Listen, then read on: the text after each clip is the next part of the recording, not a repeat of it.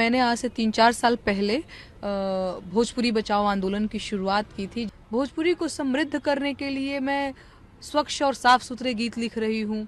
तो मैं इस तरीके से भोजपुरी को लेकर के काम कर रही हूँ। ये मेरी लड़ाई जारी है, उन लोगों के खिलाफ ये लड़ाई जारी है जो भोजपुरी में लहंगा उठा दे रिमोट से गा करके आज संसद में बैठे हुए हैं।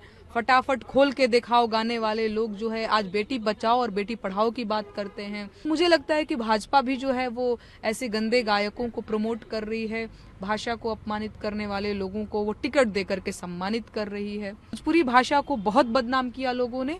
अब संसद को कोई ऑर्केस्ट्रा और डीजे नहीं बनाना है। मैंने आज से 3-4 साल पहले भोजपुरी बचाओ आंदोलन की शुरुआत की थी, जिसके तहत मैं भोजपुरी को संरक्षित करने के लिए आज से 30-40 साल पहले जो मेरी मम्मी दादी नानी लोग गीत गाती थी, मड़वा का गीत, कोहबर का गीत, बरनेत का गीत, उन गीतों को डायरी मेंटेन करके मैं लिख रही हूँ।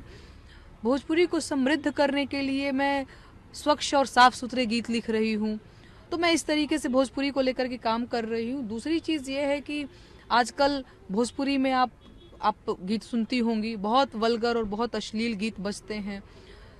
तो मैंने उसके खिलाफ ये आंदोलन छेड़ रखा है। मुझे ये भी पता है कि इस आंदोलन में मैं बिल्कुल अकेली हूँ। कई बार मैंने अपने कई लोगों को बोला कि आओ आप मेरे साथ इस आंदोलन से जुड़ो, लेकिन सबने बस इस बात से कन्नी काट ली कि नहीं, मुझे फलाना भैया के साथ डुएट करना है, गाना है।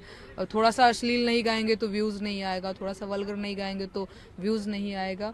तो ये मेरी लड़ाई जारी है, उन लोगों के खिलाफ ये लड़ाई जारी है जो भोजपुरी में लहंगा उठा दे रिमोट से गा करके आज संसद में बैठे हुए हैं। फटाफट खोल के दिखाओ गाने वाले लोग जो है आज बेटी बचाओ और बेटी पढ़ाओ की बात करते हैं। वो लोग जो लहरिया लूटा ए राजा और गोदी में लेके जन खो दिए जीजा जी जैसे गाने वाले को जब टिकट दिया जाता है तो मेरी लड़ाई जो है थोड़ी सी और मेरी आवाज़ और थोड़ी सी और मेरा सवाल जो है और तीखा हो जाता है। और बहुत ज़रूरी ये सवाल है इलेक्शन के टाइम पे, इसलिए क्योंकि अभी आपने देखा होगा बीजेपी ने पवन सिंह जी को टिकट दिया था आसनसोल से।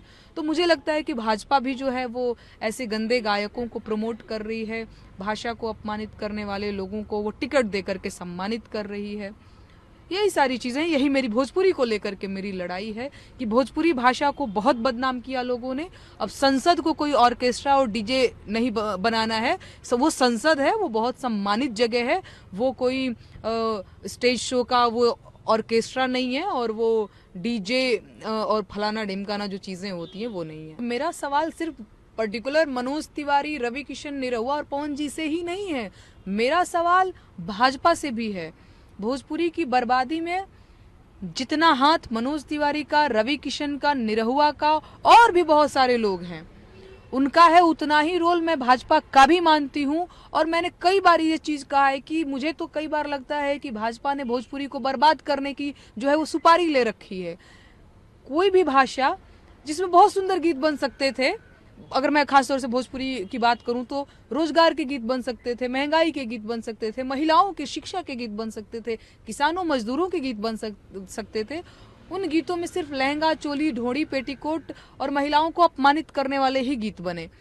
और ऐसे लोगों को जब भाजपा टिकट देती है तो मेरा सवाल भाजपा से भी है कि भाई मुझे तो यही लग रहा है कि आप जो है भोजपुरी को बर्बाद करना चाहते हैं। आप खुद भी शामिल हैं कि जो जितना गंदा गाएगा उसको हम उतना जल्दी जल्दी टिकट बांटेंगे। तो ये सवाल मेरा भाजपा से भी है।